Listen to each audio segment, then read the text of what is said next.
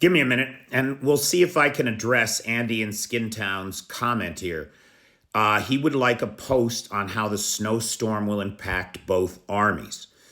And it's a good question. Now, this screenshot here is from a video of cars and trucks stuck on the road to Odessa, where we know emergency services were out there pulling people out of cars, rescuing people, unsticking ambulances, trucks, everything. So it's a mess down there right now. Now, you can imagine, or can you? I can't even imagine. You're in a trench. You're up to your knees in mud. And now this comes in on top. How do you stay warm? How do you get clean? It's got to be a nightmare. It's got to be, for the guys in the trenches, this has to be a nightmare. It's got to be. Or you're stuck in a basement somewhere because all the houses are destroyed and the wind is blowing through because the windows are gone. The snow is accumulating in the corner while you huddle around a propane heater or a little, you can't have a fire. So I would imagine, Andy, that things are going to stop in their tracks. Literally, right? Because a lot of vehicles are tracked vehicles, right? So stopped in their tracks. Take a look at this with me.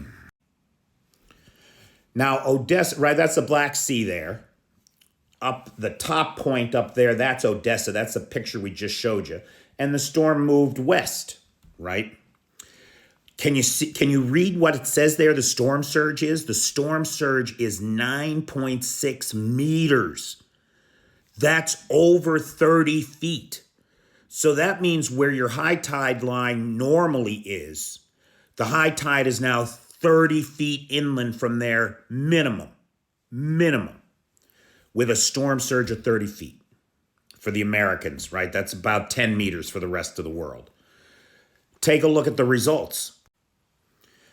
This is Western Crimea, to the best of my knowledge, or somewhere along the Black Sea there, where that storm surge has come up over the land. Now, just imagine, you're a Russian soldier. You spent the summer digging trenches, building dragon's teeth, fortifications all along the beach to keep the Ukrainians from making an amphibious landing. Guess what?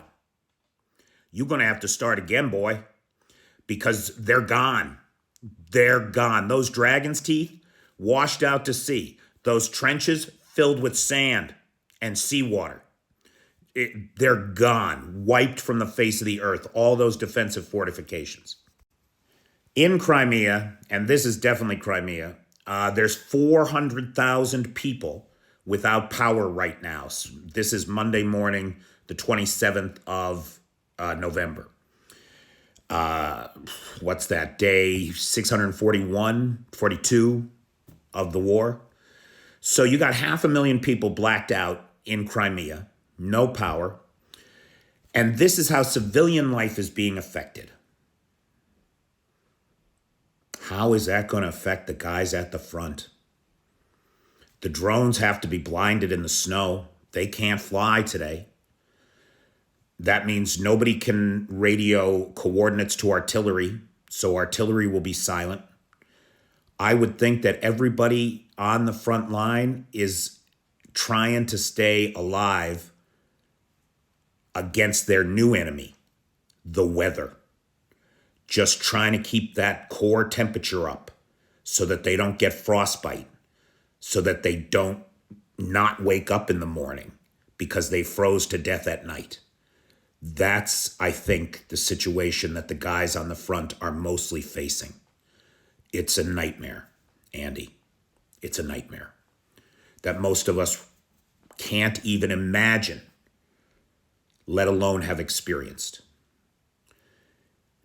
If there's any veterans, combat veterans, who in the combat comments want to tell us what that is like, we would certainly be interested in hearing from you guys.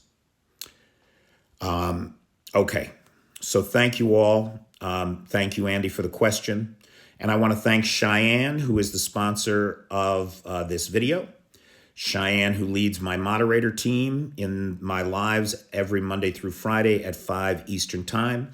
Please join us for the latest discussion on what's happening in Ukraine. Thank you, folks.